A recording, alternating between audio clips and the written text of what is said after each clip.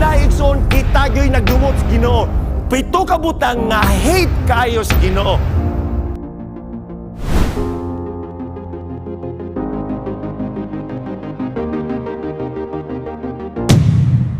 Karong gabi sumala pa sa akong gisugdan kaganina, we will be studying every night. Pito ni mga kapaglaom, actually pagkasabadoan ni ang ikapito. We will be studying pito kabutang nga dulumtanan alang sa Ginoo. Kung ato pag yun gamiton ng English, kung murag accurate yung English, pito kabutang nga hate kayo sa Ginoo. Busa, ato sa sigurong pasabton tamo magkapaglaom. Okay? Yes, it is very true na ang Biblia pertig yung punuas gugmas Ginoo, and I can attest to that. Because the mere fact na nagbarog ta karong diri, the mere fact na nagatanaw mo karon is because God loves us. Tinuod yun ang magkapaglaom. God loves us, and it is repeated all throughout the scripture that God loves us and He cares for us. Okay ha? Di kinato na walaon mga kapaglaom. Nahigugma gyud ang Ginoo kanimog kanako. Mo bitaw lang iyang gipadala ang iyang bugtong anak nga si Jesucristo aros pagpalansang sa krus because God loves us. Yes, God loves us mga kapaglaom. Gani na ay mga teksto nga atong mabasa. 1 John 4 verse 19 ingon diri. We love because He first loved us. Very good kay mga kapaglaom, no? Perting ninduta gyud kayo. Nahigugma ta tungod kay siya nahigugma una kanato pagkaanindot. Because in of ourselves, mga kapaglaom, di kita kapahimuan na yun.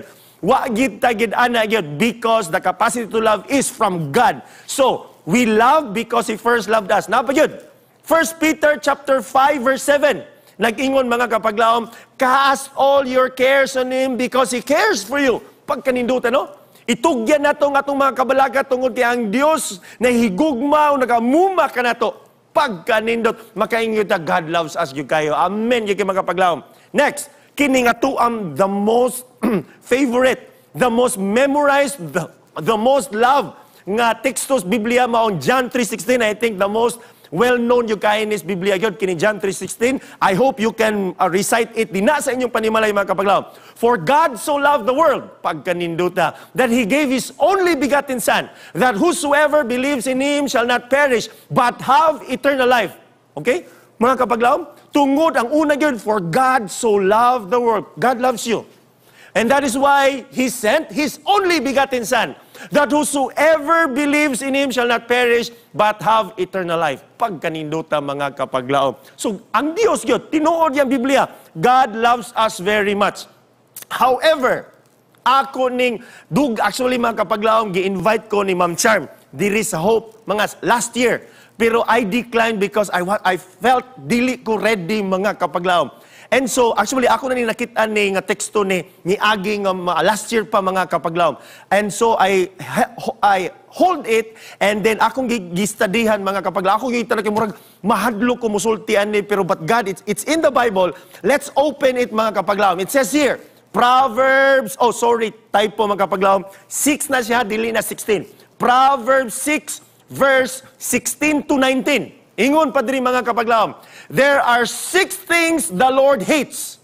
Unsa kuno? Dunay unom ka mga butang nga dulumtanan alang kang Jehova. 7 that are detestable to Him. Number 1, haughty eyes. Number 2, lying tongue. Number 3, hands that shed innocent blood. Number 4, a heart that devises wicked schemes. Number 5, feet that are quick to rush into evil. And number 6, a false witness who pours out lies. And ang ikapito mga kapaglaom, which is a man who stirs up dissension among brothers. Kuya, you know? Unom kabutang nga dulumtanan na lang sa Ginoo, and dunay pito nga di gid niya maagwanta gyud mga kapaglaom, masuko ug malagot yun ang ginawa ni mga kapaglaom. Okay? Ato ning ibutan diri. Yes, the Bible is true that God loves us very much. However, mga kapaglaom, karon nga simana, ako kamong imbitahon. I hope you will take time. Alas 7 hantod alas 8 mga kapaglaom. Let us come to this place. Wherever you are, inyo nang inyong i-date ninyo mga kapaglaom, dina sa inyong mga balay. Nga kada alas 7 hantod alas 8 hantod karong Sabado. I hope you will make this a chance, mga kapaglaw, nga makigbanding mo sa inyong pamilya, because we will study each one of them karong gabi o kada gabi, mga kapaglaw. So, atong pasabton ta mo, God naa siya'y ang Ginoo dunay gidumtan, mga kapaglaom. Unsa gyud kaani sila ato ni isasahon later on. But tonight, dirita sa una, mga kapaglaom. But before I will mention that, naay uban nga nagtuo nga there are two kinds of God daw. Okay, ha? Ako ni butang daw. Kay matod, ingon pa nila, kining Biblia, duha gyud ka Ginoo. Kining una nga Ginoo sa Old Testament, pirti yun kining God of the Old Testament, piting sukua gining nga Ginoo yun. One is known, kining Ginoo sa Old Testament is known for His judgment, ang iyahang kasuko. And one is known for His, ang ikaduha sa New Testament, which is known for His love and patience. Matod pa nila. And so, ingon pa diri, mga kapaglaw, tanawa, ingon pa mo na mahadlok ang ubang mga tao nga magtan-aw, mga kapaglaw, o makabalo labi na des Biblia sa Old Testament, grabing Ginoo, no? Masuko limang kay nang panghutdon tanang panglamyo ng mga tao. Ingon pa diri, mga kapaglaw, Proverbs 3 verse 32. God declares, ingon pa diri, the Bible declares, the Lord detests a perverse man. Okay? Next pa yun. Psalms 5 verse 5 says, the arrogant cannot stand in your presence. You hate all who do wrong. Suko gid ang Ginoo, mga kapaglaw. So naay mga butang nga masuko gid ang Ginoo. Psalms 111 verse 5 tells us, the Lord examines the righteous, but the wicked and those who love violence, His soul hates. Makalilisan. Naay gidumtan ang Ginoo, mga kapaglaom. Naa siya gipungtan or napungot. Naay mga butang nga iyahang di magwanta tubangan sa Ginoo, mga kapaglaom. And you know, this inyong nakita din na sa inyong mga monitors. So, ngano man, pag-abot diri sa New Testament, ingon pa nila sa New Testament, okay man Ginoo, God is patient, God is love. Pero mind you, mga kapaglaom, nabi sa gisulti diri, Matthew chapter 23 verse 27. Kung tanaw na to puro sa love, love, love, rabigyan ng Ginoo sa New Testament. Tanaw yung gingon niya diri. Woe to you, teachers of the law and Pharisees, you hypocrites. Yawa pagkasulti sa Ginoo, no? Kamu mga hipokrito. You hypocrites. You are like whitewashed tombs. Makalilisan. Lami kayo nga lubnganan ba? Pirting hinlua mo siguro kalagkalag, siguro nga lubnganan pirting hinlua. Pero ang sulod, bukog na tanan. Patay ang tanan. Which look beautiful on the outside, but on the inside are full of dead men's bones and everything unclean. Grabe mang Ginoo po dahil. Si Ginoo Jesus na ginisultihan niya, Matthew 23, 27. God wasn't keen on some people. Kaya masuko yun ang Ginoo, mga kapaglaom. And so, kining ato ang presipis ani karon, mga kapaglaom, karon nga week. Karon nga simana. I hope nga masabtan ninyo ni. Nga, please always remember, if you are a Seventh-day Adventist, tanawon, timbangon nato ang atong kaugalingon. Ang atong pag-alagad sa Ginoo. I love this text, mga kapaglaom, kining Matthew City 21. Kay basig nagsalig na ta, nga okay na ang tanan, aluwas na ta. Mga kapaglaom, always remember Matthew 7 verse 21. Dili ang tanan nga magaingon kanako, Ginoo, Ginoo, makasulod sa kingirian sa langit, kon dili ang nagatuman sa kabubuton sa akong Amahan nga naa sa langit. Always remember this. Put this in mind. Because naay gidumtan na Ginoo, 7 ka mga butang, and dili ang tanan nga magaingon kanako, Ginoo, Ginoo. In other words, dili day puruhan nga praise the Lord, maayo kay ka nagampo-ampo, uy, okay kay ko kay missionary ko diri. Maayo kay ko, naningkamot ko sigong hatag tithes, buutan kay ko, uy, dili tanan nga nagingon kanako, Ginoo, Ginoo. Mga kapaglaom, hinumdumi. Basig, ikaw karong gabi, o karon nga si minahuna, ang atong pamilya, ang atong kaugalingon, kailangan nato ni sabton kining Proverbs 6, verse 16 to 19, nga 7 ka buok, nga dulumtanan alang si Ginoo, kay basig na ataani, let us check, and let us balance ourselves, mga kapaglaom. Because, dili ang tanan nga nagaingon kanako, Ginoo, Ginoo, makasulot sa gingarian. Plus, mga kapaglaom, naapag yun, Kining supunyas, tingali nakatikita na mo karon sa inyong screen. Kanang tingali, so ginako na. Kita na, basahon na to ha. Pangitaan ninyo si Yuba, kamong tanan nga mga maaghop sa yuta, ug na nagtuman sa iyang mga tulumanon. Pangitaa ang pagkamatarong, pangitaa ang pagkamaaghop. Tingali, liman ka na. Pangitao ng pagkamatarong, di ba okay makina? Pangitao ng pagkamaaghop, that is very good para makatutag langit. Pero nga nung gisumpayan man sa Ginoo, tingali. Because basig ang atong pagpangita sa pagkamatarong o pagkamaagop kay para bitong mutuboy ang atuang digidumtan sa Ginoo. Tingali, pagataguan kamo sa adlaw sa kasuko ni Yuba. I hope, mga kapaglaom, ato gyud ning tulutimbangon karong nga simanahon na. Lima ka na. Pangitaa ang pagkamatarong. Very good. Pangitaa ang pagkamaagop. Yes, very good.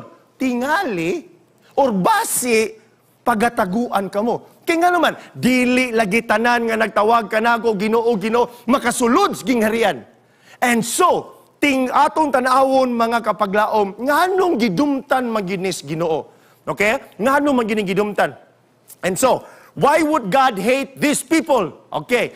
These people do hateful things. Kaya una nga rason. Nganong gidumtan is Ginoo, kini mga tawhana gabuhat ni dulumtanan at ubangan niya. O para ni anang mga tawhana ang kinabuhi way balor para kanila. Life means nothing to these people. Uy, makalilisang, no? So, tanawa, Genesis chapter 6 verse 5. The Lord saw that the wickedness of man was great in the world, and that every intention of the thoughts of his heart was only evil continually. Mao nang nasuko gyud ang Ginoo mga kapaglaom. Perting sukuha, there are two reasons why God hates them. Number one, God hates them because these folks have hated Him first. Sila naguna-una. Tanawa, Exodus 20 verse 5. I, the Lord your God, am a jealous God, punishing the children of the sin of the fathers to the third and fourth generation of those who hate me. Una igsoon, kita gyo'y nagdumot sa Ginoo. That is why, sa Biblia mga kapaglaong nga, God's love is there for us in that while we are yet sinners, Christ died for us. Una kita nga nagdumot kaniya, mao nang kining mga tawhana or basig ako ni. Ato yung tanawong karong gabi because isaon man nato ni sila. I am just laying the foundation karong gabi mga kapaglaom. Busa ugma tuloy-tuloy na ni siya. I hope nga masabtan nato nga naagi butang nga gidumtan sa Ginoo.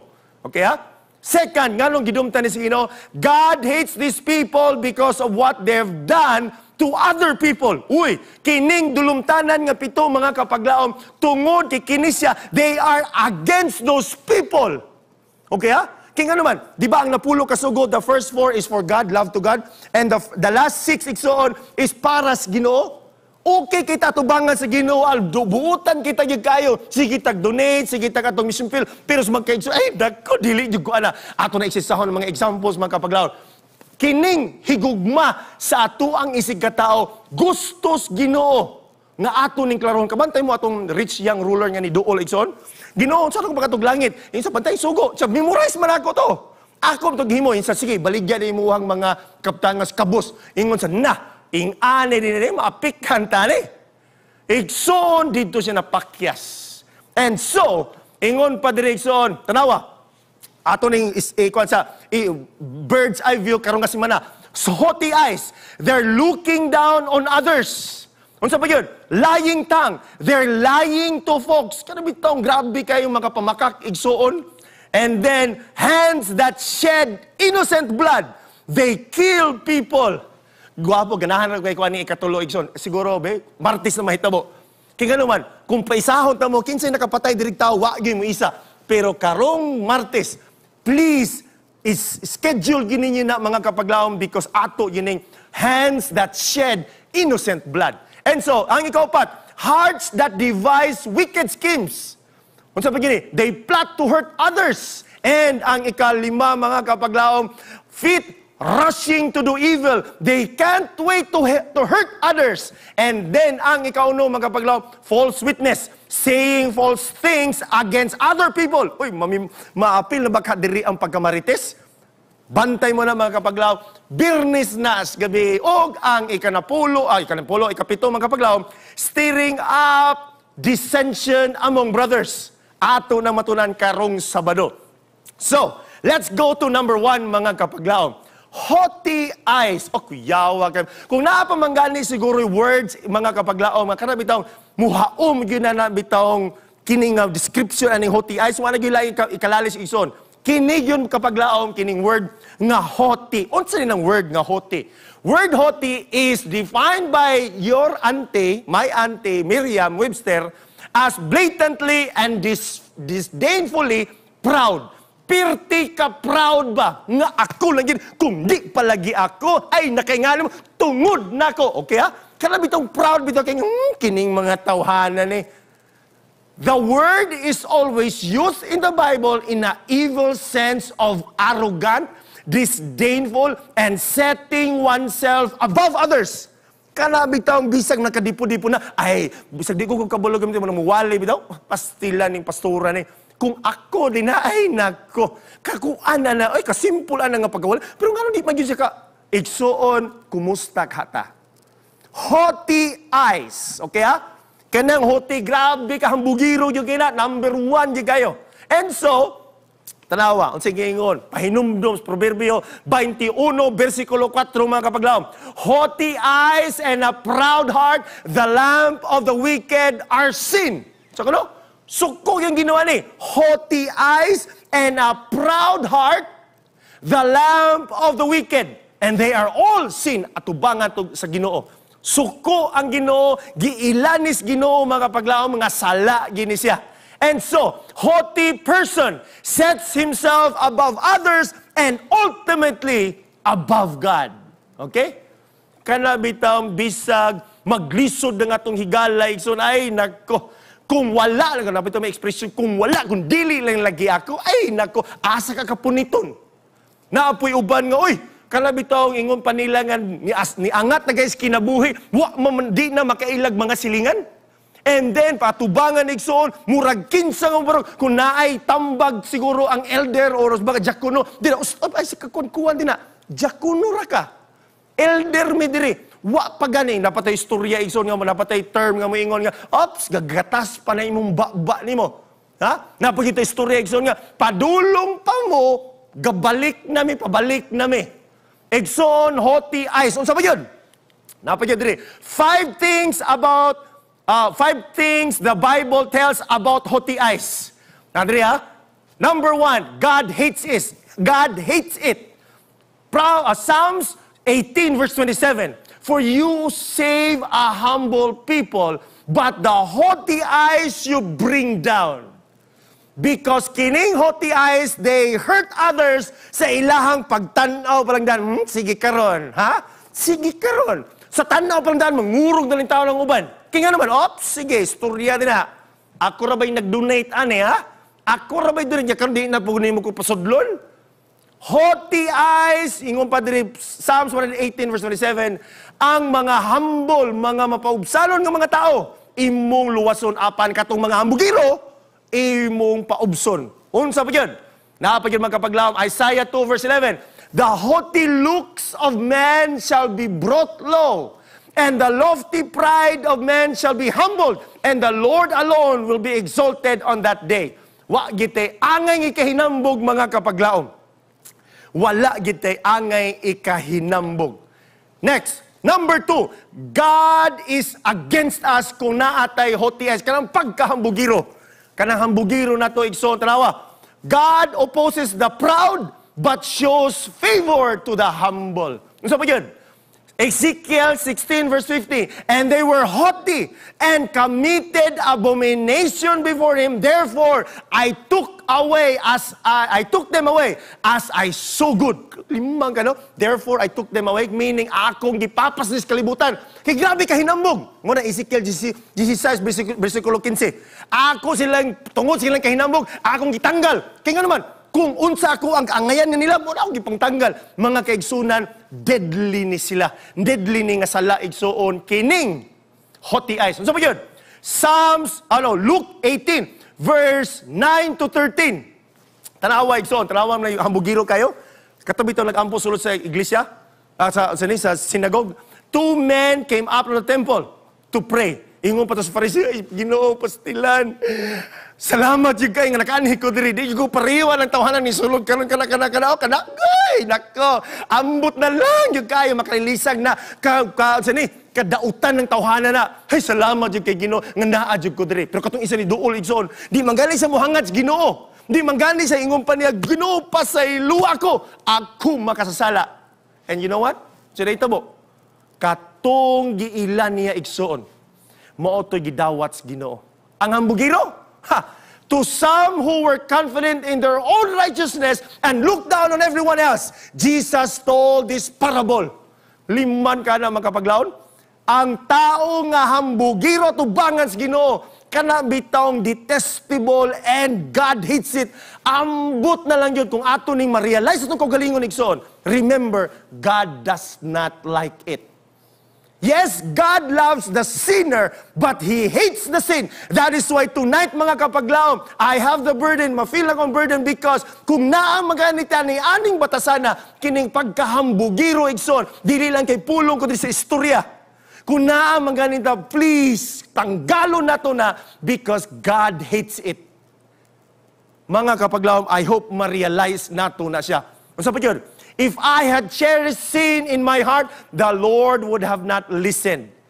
Number 4, we are in disgrace and destruction kung naatay pagka-haughty eyes or pagkahambugiro nga mata. Number 1, tanaw, Proverbs 11 verse 2. When pride comes, then comes disgrace. But with humility comes wisdom. Mga kapaglaom, naabatay pagkahambog karon. Ingon pa, di lang ko magsabak kinsa akong amigo, ingon pa niya, ops, Pastor Brian, ikaw kay padulong ng pagkapastor. Ayaw gyud paggrabe hinambog, pero binlilag gamayng hambog. Uy, kuya po kayang punto mga kapaglaom, which is also true, Bulbia. Kanang self-worth, that is also a little pride sa imong kaugalingon. Why? Because God loves us. You need to understand, pero mulabaw na gali. Nga, grabe kayo, tanawa akong wali, tanawa akong wali, 2,000 viewers. Nga imuha, 200 lang. Tanaw, dapat mabalik-balikon ko na sa SPUC. Igsoon, ops, relax lang. Kaya nga naman, trawa ang sunod nga text igsoon. Pride goes before destruction. A haughty spirit before a fall. Maayo kay kang nakasyata last 3 seconds. Imuhang mula. Pag itsa yun mo igsoon. Ikaw yung pag-release yun mo. 1 second na lang pag-shot yun. Piting daoga gini mo. Tanawa lagi. Dapat ako ang yung daog yun ato. Ako nakadaog. Ako nakadala. Tanawa. Dapat ang ako ang dungog. Mulabaw yun. Gano'n sa coach man o sa uban pa man. Ako ang nakasyat. Ako naghago ani, pirti na akong hago-hago na ko ani, ato ang panimalay na to. Ako na ning nagdunit aning iglesia ni. Dapat ako.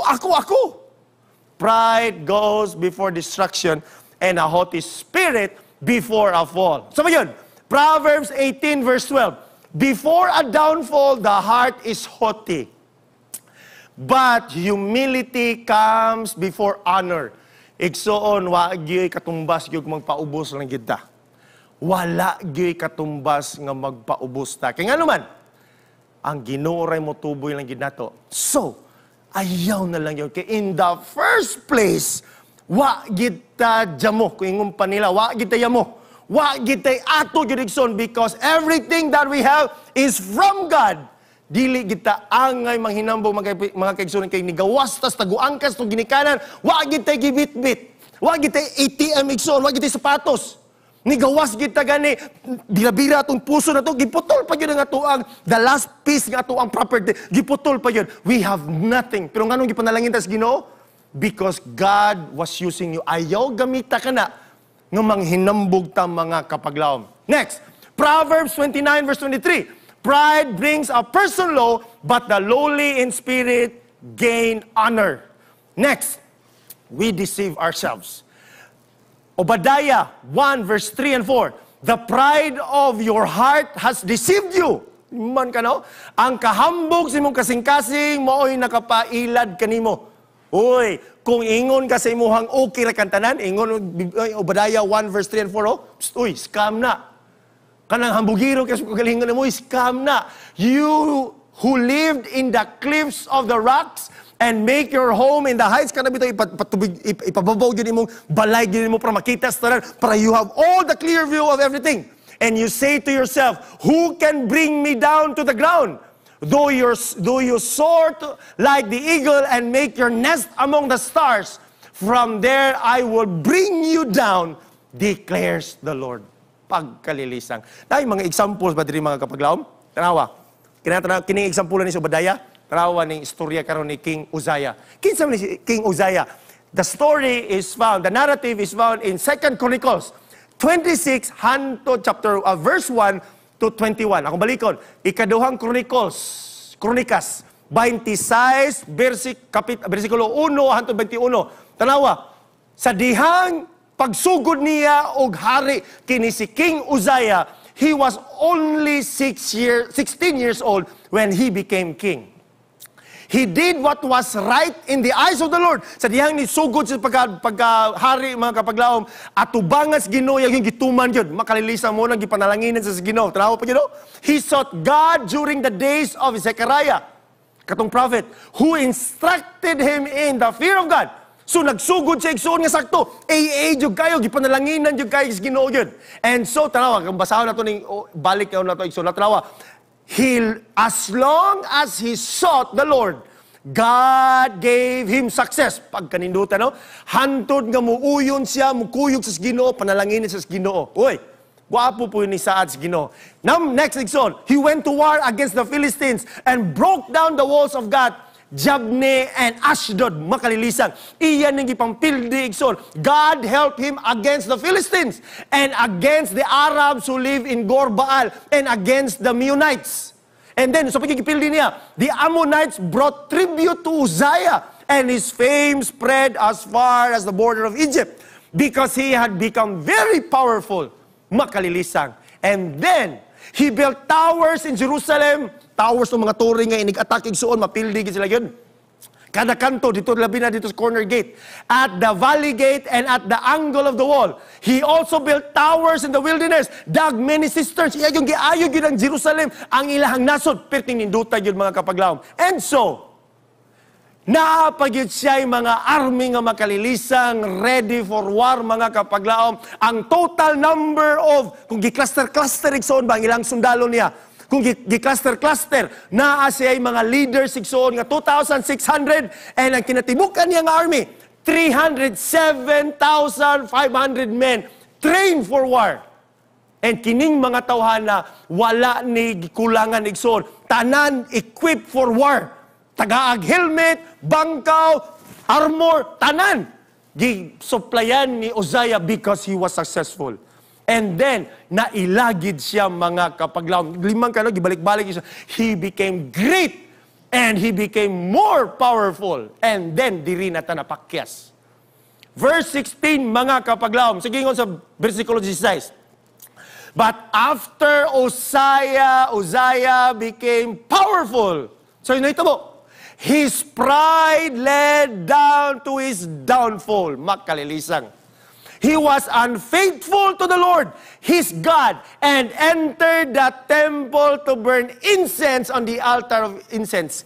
Giingnan siya sa mga pari. Uy, di pa rin muna trabaho. Ay, pagbuot din na. Di panalanginan ko sa Ginoo. Iya kong gidihugan, di panalangin ko. Okay na ni. Egsoon, because of that, because of his pride, nag-downfall egsoon. Tanaw sa nito po. Verse 21, Uzziah had leprosy until the day he died.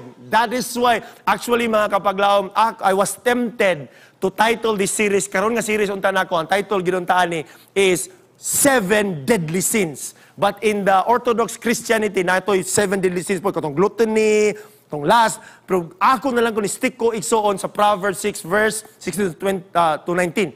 And so, tanawa, how deadly is this pride igsoon kining haughty eyes? Tanawa, Uzziah had leprosy until the day he died. He lived in a separate house, leprous, and banned from the temple of the Lord. Makalilisan. Namatay tawon ang bantugan nga hari, di panalanginan tas Ginoo, but because of pride, tak-tak gid siya igsoon. And so, he died as a leper na ay kabahong igsoon. Kabahong may tawag na, leprosy. Igsoon, tanawa, makalilisan. Next nga example, Goliath. Sa dihang nagsagit si Goliath, oy, Haring Saul, asa naman na imo ang makalilisang inyo ang representative na. Pag-ausan niyo, 40 days, he was challenging the armies of the living God sa Israel Saul for 40 days. Yun. And so here comes David nag-volunteer. That's another wonderful story, sermon, pero ato lang ng putlo nigson. Sa dihang nidagan na si David, pero basi mangutana mo, lakbitan na ako makapaglaw. Nganong 5 mangyud pastor ang bato nga gikuha ni David? There's a record in Chronicles. Nganong 5? Wa ba siya salig Ginoo pagkuha niya bato? No, igsoon. Actually, he was very confident nga only one stone can be magamit igsoon will satisfy the forehead of the giant nga si Goliath. Pero nga na pa may upat? Because according to the narrative igsoon, naapay upat ka mga kauban ni Goliath nga mga giants mo. Just in case nga natumba si Goliath, o murisbak ang uban nga mga Goliath, mga higante, at least ready siya, kay kabalo siya, nga 5 kabok ang gitaguan nga mga higante sa Philistine. And so, it was not because nga wa si talig si Ginoo, it was because kay attack ron, di ba, kay agtangon kita mo ron. So that is why, grabe, gini niyang confident, only a boy named David. And so, igsoon, sa diyang nakita na si Goliath, ay, salamat kayo, Haring Saul, nalagin ni Dool, dire. Igsoon, tanawan siya na itabo. And he looked at David. Tanawa, kining Goliath ni karon. Titanaw siya, uy, pagkaingon siya, he was just a little boy, glowing with health and very handsome. Ingon pa niya, and he despised him. Ingon siya, Haring Saul, nga nung bata, 40 days mong siya meeting din na sa inyo ang church board. Mo ninyong gipadala ninyo? Asa ninyo banggitang 5-star general? And so he said to David, karon ka, basta nagsabot na ta, kung kinsay makadaog, ang building nga gingarian, may mahimong ulipon. And so, nga madali, kinakita mo ito itong katubitong iyang lambuyog, igsoon, siguro nagwarawarang lambuyog. Ingon pa niya, am I a dog? Sama ko, irok ko nimo, kahigtan ko nimo, that you come to me with sticks? Ingon dahil ang Philistine curse. The Philistine cursed David by his gods. Ingon pa nila, come here, and I will give your flesh to the birds and the wild animals. Magkalilisang. Pero kinsa may natigok atong adlaw. Igsoon ang taong hambugiro nga nagsalig sa iyang kadako. Sinita mo, mo rin natigok ni hinon igsoon. With only one headshot.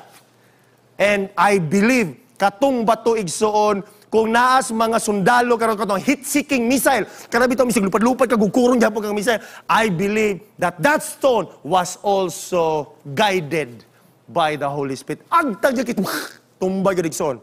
Pertig yung tumbahat. Nawa, ayaw yung paghinambog yun. So pag yun, Lucifer, dalion na ito ni Isok, hapit ng oras, dalion na ito si Lucifer. We know the story, mga kapaglaw. He was perfect in all his beauty. Trawo, you were zeal of perfection, full of wisdom and perfect in beauty. Trawa, mga kapaglaon din mga gwapo, ay simog yung palabig yun. Ha? Di kita mo kumpiyansa kaya si Lucifer, bayaw. Gwapo kaya ngalan, Luz. Oy, by the way, my mother is Luz Belia. Luz means light, Bel means beauty. So the meaning of my mother's name is beautiful light. Kining si Lucifer, gwapo kiningalan, pero nganong karuwa magiganaan nga manganlag Lucifer. Lisod po kayo ang akong ngalan sa akong anak, Lucifer. Ang mga kaigsuunan, ang akong anak karon tanawan niyo, si Lucifer. Kasi mo ampo karon si Lucifer. Wa na gyud. Wa na ganahan sa ngalan nga Lucifer. Lisod po kayo ang atong magsusulti karon si Pastor Lucifer. Lisod po kayo. But because of his pride, natagak gid siya igsoon. Perting huluga giniya. And now he has this great wrath against God's kingdom and God's people. Mo nang suko kay siya igsoon. Next, mo na itong istorya karon mga kapaglaw. Dalion na lang ako di kayang oras perting yung paspasa yun. Oh, how have you fallen from heaven, Lucifer, son of the morning. Why? Because he said in his heart, I will ascend into the heaven. I will exalt my throne above the stars of God. Stars of God are angels. So, gusto niya nga mulabaw pagid sa mga angels. And I will also sit on the mount of congregation on the farthest sides of the north. and I will ascend above the heights of the clouds, and I will be like the Most High. Ha! I. Perti yun. Morning cancer yun ni Lucifer. Morning, he became Satan, the dragon, and suko ika Satan and yawa mga kapaglaom. Because of pride. Mga kapaglaom, yet you shall be brought down to Sheol, to the lowest depths of the pit. How deadly is pride? So Lucifer, tanawag sa nahitabo. Tanawag kang Uzziah, tanawag kang Goliath. They all die. And Lucifer will one day meet his destiny, and that is hellfire.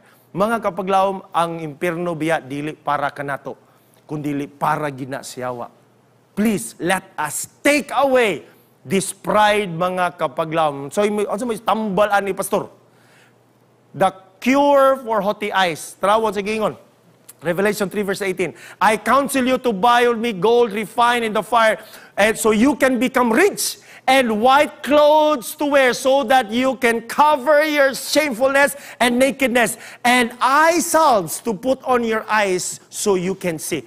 Gamito na to igsoon mo duol tas Ginoo kay nga naman tagaan taniyak antipara. Kaya nga naman inigtan na to sa antipara. Uy, wa man day ko'y pulos day. Kaya naman, I am naked. I am nothing in front of God. Gani doon na istorya igsoon. We are naatay gipulgas ta.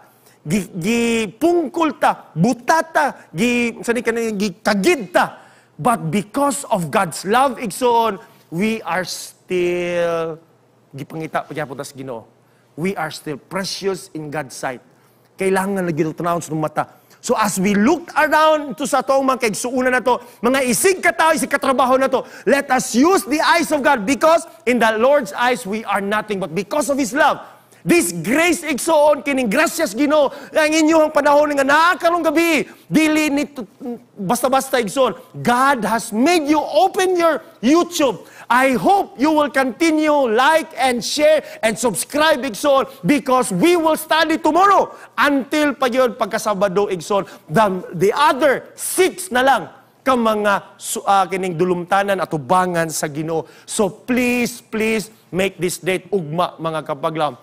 For He knows, kaya naman, kaya inigsuot na to igsoon, for He knows that we are dust, and that our days are few and brief. Mo nandi lang kita manghinambog mga kapaglaom. Kaya naman, sama rin kita sagbot.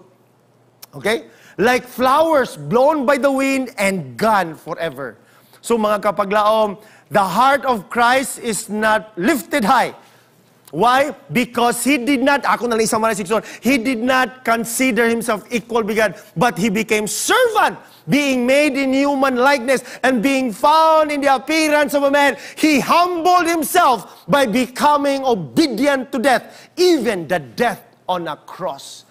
Igsoon, basig na adri sa tuwa. Basig ako! Hambugiro ko at ubangan sa inyo, pasaylo ako mga kapag. Let us all join in hands. Kaya naman, dili tanan nga nagtawag kanago Ginoo makasulod sa gingarian, kundili katulamang nagatuman sa kabubuton sa Ginoo. Ang kabubuton niya, tanggalo nato ning hambugiro nga kasing-kasing. Hambugiro nga matangam pastila no, kiniktawhanan ni ambot na lang yun. Egsoon, kumusta ka? And before I sit down, gusto na ko ng istorya ng kinihambugiro ni nga hari ni. Pero gwapo kini pagkahambugiro niya. Because Daniel said, King Nebuchadnezzar, kung dili gani ka mo ilang ang Ginoo nakahimuan ning tanan, hinumdumi, for 7 days you will be like lion, or mahimo kang usa ka wolf. But you know what, igsoon, wag gid sa nakalimot gid siya. Kitawanon lagi. Pareho gid sa tuwa. Why problema magkapaglaw? But in the latter days sa iyang kinabuhi niya, on the 7th year, ni hangad tawon tong hari, nga nagkaon nagsagbot, tagas na kay kuko, mura nag-ermitanyo, mura nag taong grasa, ni hangad sa langit, Ginoo, ikaw giday. And because of that, his pride evaporated.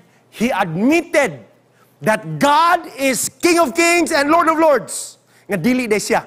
Igsoon, Ellen White said, one day, we will see King Nebuchadnezzar in heaven. Mga kapaglaom, kumusta kata? Is there a proud heart? Haughty eyes sa ato ang mga kaugalingon. I hope, mga kapaglaom, ato ning hinay-hinayan og tanggal. Paningkamutan na to nga mutan-aw ta, pinaagi sa antiparas Ginoo nga we are nothing of ourselves. Kailangan ra gyud tang anong naabot na nato ning mga panalangin sa Ginoo because siya gyapon ang tanan ni munang wa gid tay ikahinambong. Ang ato lang gyud ikahinambong mga kapaglaom nga si Kristo nagpakamatay kanato and God the Father loves us very much. Mao ra gyud na mga kapaglaom. I hope nga karong gabi inyo nang buhaton. Busa, I hope I will see you tomorrow night. May God bless us all. Always remember, God looks down or hates a haughty eye. God bless us all, mga kapaglaw.